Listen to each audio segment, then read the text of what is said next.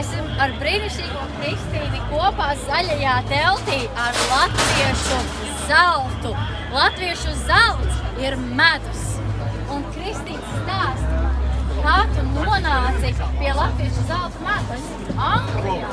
Man māte ir bitinieks, viņa ir Latvijā, Iecavas novads, un visa bites tiek audzētas Latvijā, produkti ražoti uz vietas, un tad mēs vienkārši visu salīkam, mamma salīk kastes un tiek sūtīts uz Angliju. Tātad tas ir īstākais latviešu medus. Jā, Iecavas. Pastāstī man, tā medus ir dažādas krāsas.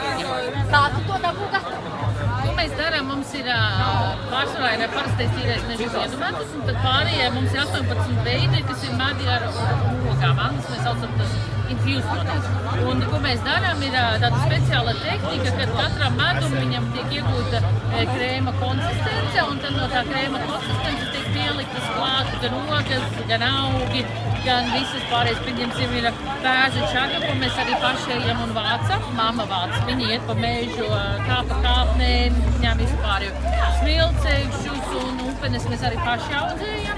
Un tāpēc viņš ir, tā gāži ir tik laba, tāpēc, ka viņa nav tie linkizētie pulveri. Mēs paši viņus taisam, mēs paši vācam, tas pats, kas ir medus ar pīlāģu ogām. Mēs izsējam, mēs paši savācam, to, ko mēs varam, mēs paši izaudējam, pieņemsim to pašu smilcēkšķi. Ja? Mums ir smilcēkšķis kā tīvs medus ar kurkumiņu, un tam mums arī pat ir smilcēkšķi tējas.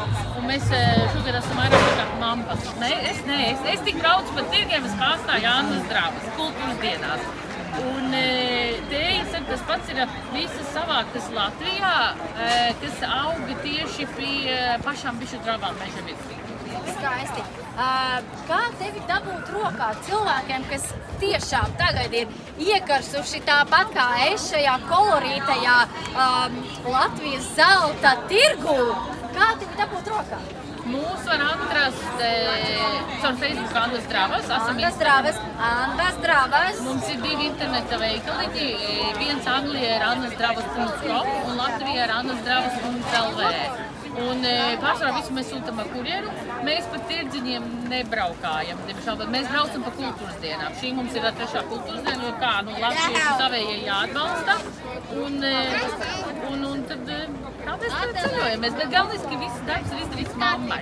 Mammai. Tātad atbalstam mammu Annas Dravas. Atradīsim Facebookā vai Googlē vai jebkur, kur ierakstam. Un tiešām atbalstam savējos, mīļie. Paldies tev! Paldies! Atā!